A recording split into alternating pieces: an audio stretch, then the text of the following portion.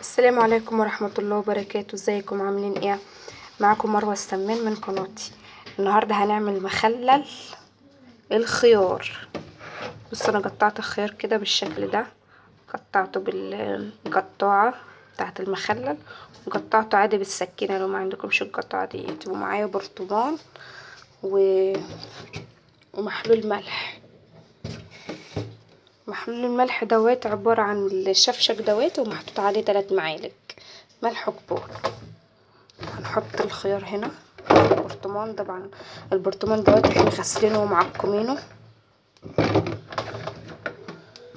هملاه وهرجع لكم. وهنا انا مليت البرطمان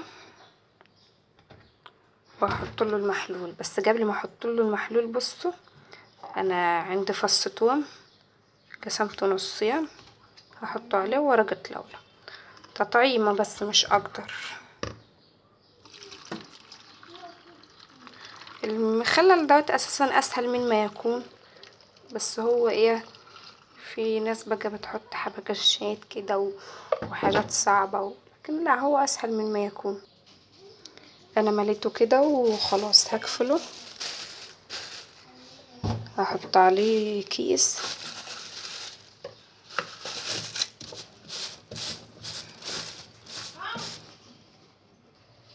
وده شكله.